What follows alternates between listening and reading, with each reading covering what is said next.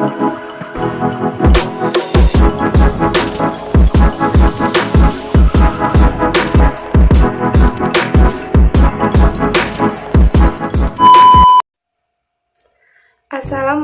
warahmatullahi wabarakatuh. Perkenalkan, kami dari kelompok 8 yang beranggotakan saya sendiri, Lia Amelia, kemudian Lia Sania Nur Haulia, Lia Nur Fatimah, dan Muhammad Alfat Ibtikar Hanif. Alhamdulillah, kita telah diberi kesempatan kembali untuk melakukan presentasi dan diskusi. Dan pada kesempatan kali ini, materi yang akan kami sampaikan adalah mengenai pelekatan sel. Baik, saya Lia Amelia dengan NIM 11820600058 akan menyampaikan mengenai pengertian pelekatan sel. Suatu organisme terbentuk dari kumpulan organ-organ. Kemudian sebuah organ terbentuk dari kumpulan-kumpulan jaringan, dan sebuah jaringan terbentuk dari kumpulan-kumpulan sel.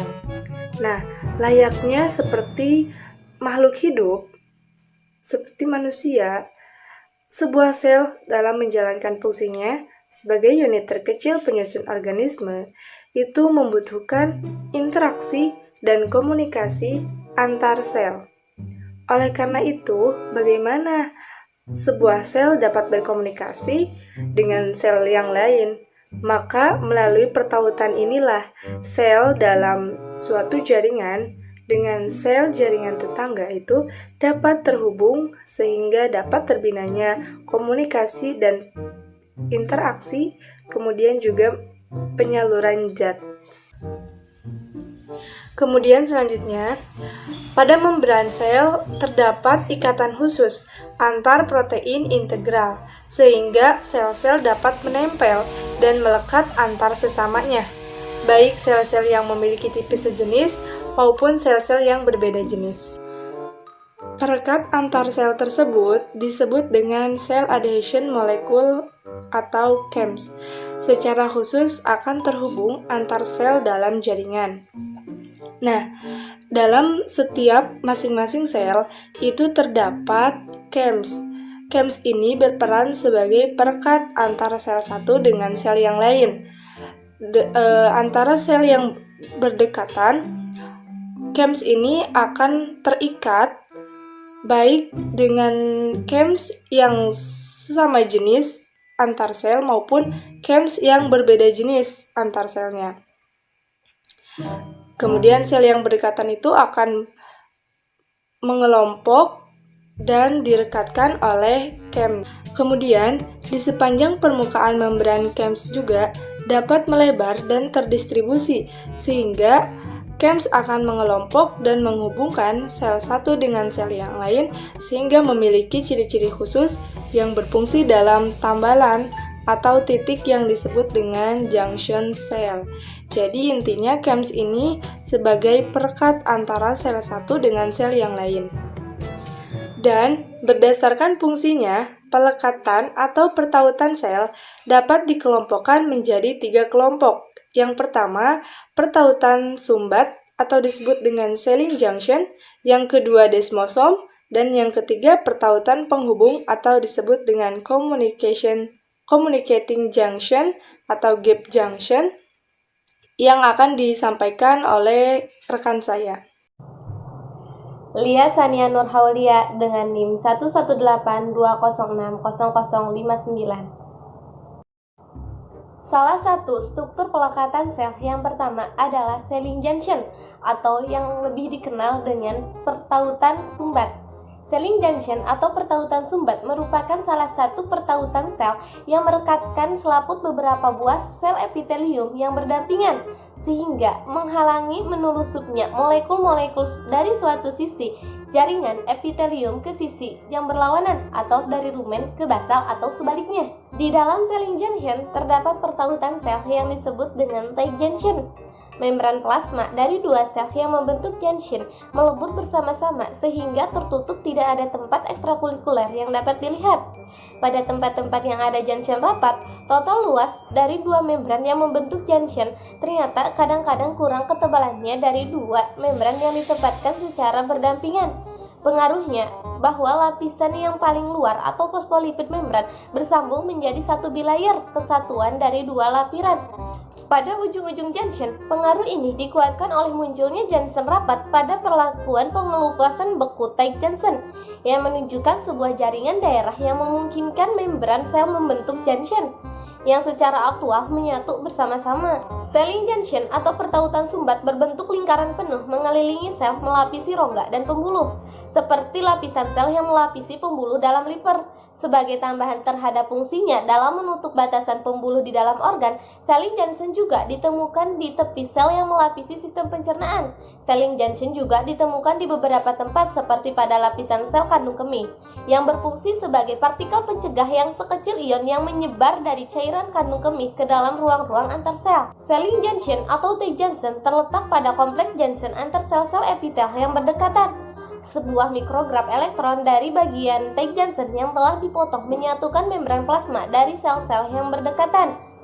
Jaringan epitelium memiliki fungsi umum yang sangat penting, yaitu sebagai penghalang yang pemilih, memisahkan cairan yang berada di sebelahnya, yang berbeda susunan kimianya. Dalam hal ini, pertautan sumbat satu-satunya jenis pertautan penyumbat memegang peranan ganda yang sangat penting dalam mempertahankan fungsinya.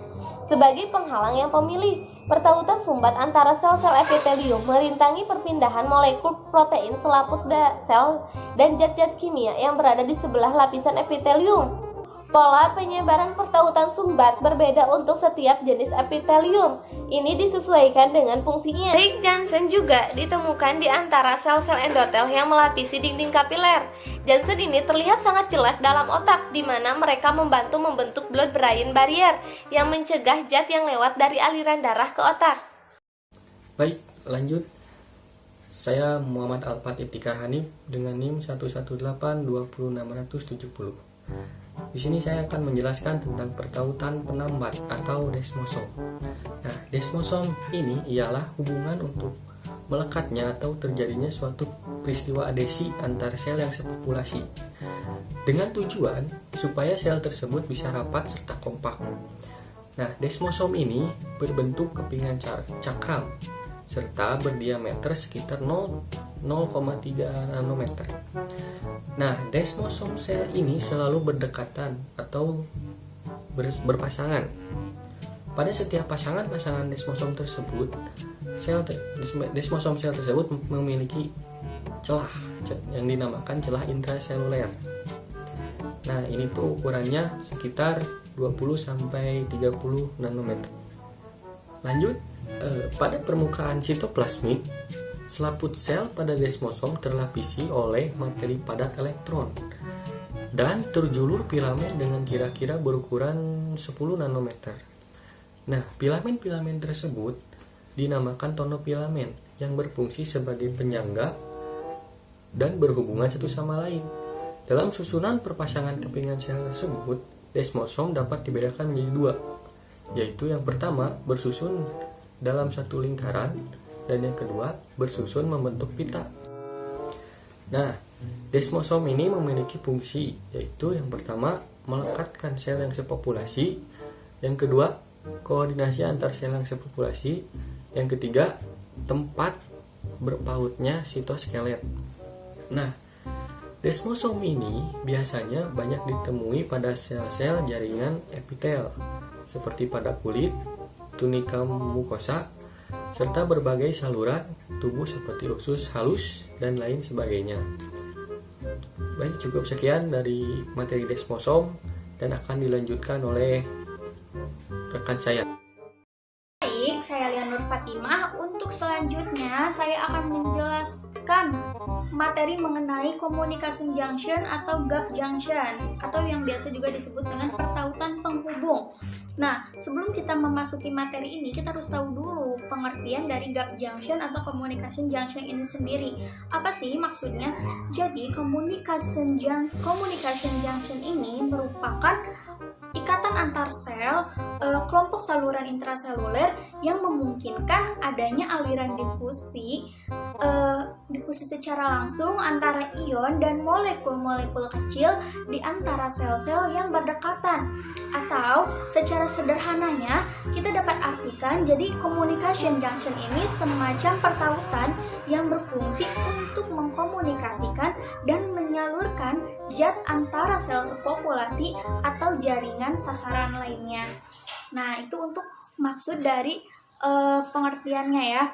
Nah, lalu bisa kita lihat di sini ada gambar tentang communication junction yang menunjukkan mana bagian dari communication junction itu. Nah, jadi di gambar ditunjukkan ada suatu celah sempit tempat yang menghubungkan antara sel satu dengan sel yang lainnya, sel yang saling berdekatan. Nah, celah itulah yang disebut dengan gap junction. Nah, lalu di gambar di bawahnya itu ada beberapa struktur-struktur yang menyusun dari gap junction ini sendiri. Nah, untuk lebih jelasnya nanti saya akan jelaskan di berikutnya ya. Sebelumnya, kita harus tahu dulu apa fungsi dari gap junction ini sendiri. Jadi, communication junction atau gap junction ini memiliki beberapa fungsi.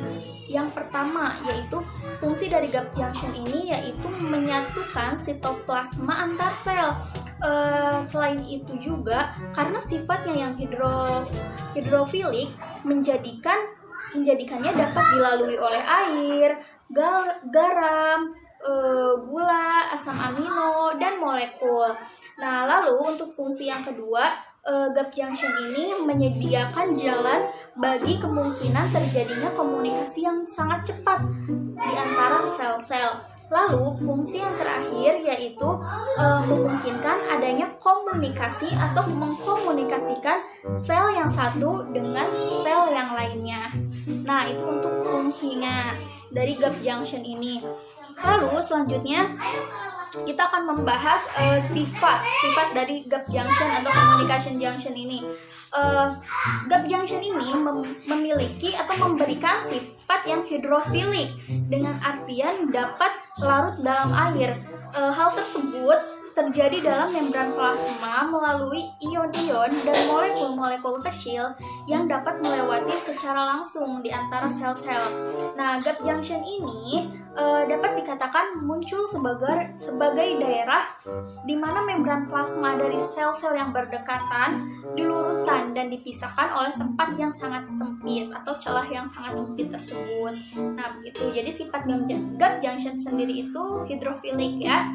Lalu untuk bentuk dari gap junction sendiri ini, kan tadi udah dikatakan ya, beberapa kali sudah disinggung. Jadi gap junction ini merupakan suatu daerah atau saluran berupa celah sempit yang menghubungkan antara sel yang bersebelahan. Adapun strukturnya itu, jadi dia tuh memiliki gimana ya strukturnya itu, yaitu pada suatu sel memiliki connection. Jadi di connectionnya itu nanti akan berpasangan dengan connection lainnya. Jadi kan suatu sel itu memiliki connection. Nah, jadi connection yang dimiliki suatu sel akan berpasangan dengan connection sel lainnya. Nah, jadi dan setiap connectionnya itu memiliki pori. Begitu. Lalu seperti apa sih struktur dari penyusun gap junction ini sendiri? Nah, jadi gap junction ini disusun oleh konekson 12 satuan protein. Lalu koneksonnya ini tersusun atas 6 subunit koneksin. Jadi si konekson ini merupakan struktur dari koneksin transmembran. Lalu komunikasi gap junction ini juga dapat dikendalikan oleh sinyal-sinyal ekstraseluler. Jadi ketika gap junction terbuka, ion dan molekul kecil seperti asam amino, ATP, dan AMP berdifusif langsung dari sitoplasma, dari satu sel ke sitoplasma lainnya, gitu.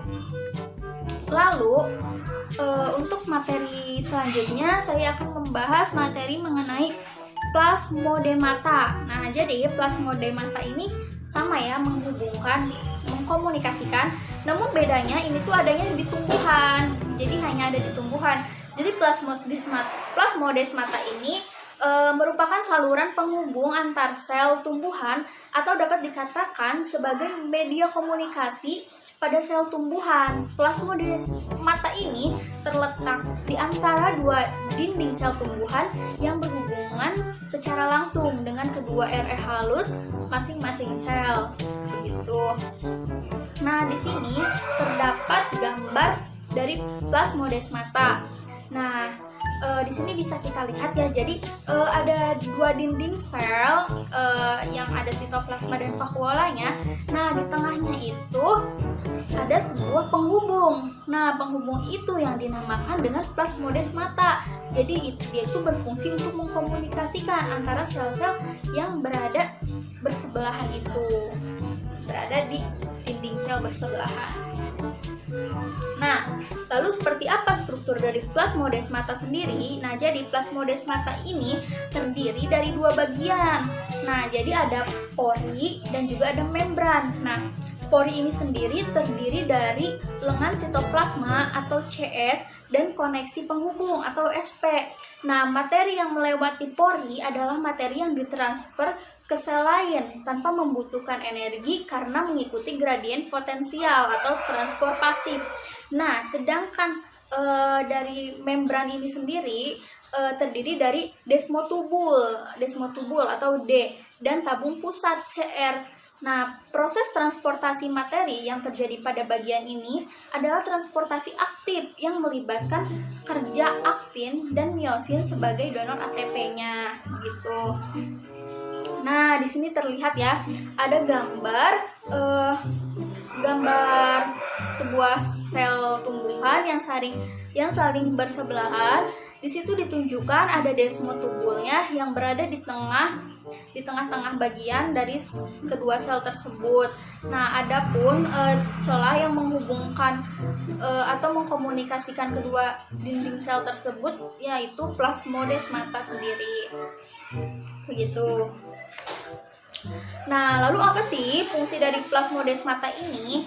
Nah, jadi fungsi dari plasmodesmata ini yang pertama yaitu untuk menghubungkan lingkungan kimiawi pada sel-sel yang bersebelahan gitu. Terus yang kedua fungsinya apa? Yaitu sebagai saluran perpindahan molekul air, zat terlarut kecil dan beberapa protein dan molekul RNA antar sel begitu.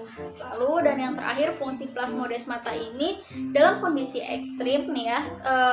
Jadi kan dalam kondisi ekstrim kan mudah terserang virus atau mikroba ya tumbuhan. Nah, si plasmodesmata ini mampu menonaktifkan diri sehingga memperkecil penyebaran virus atau bakteri ke sel lain yang masuk ke tumbuhan itu sendiri begitu.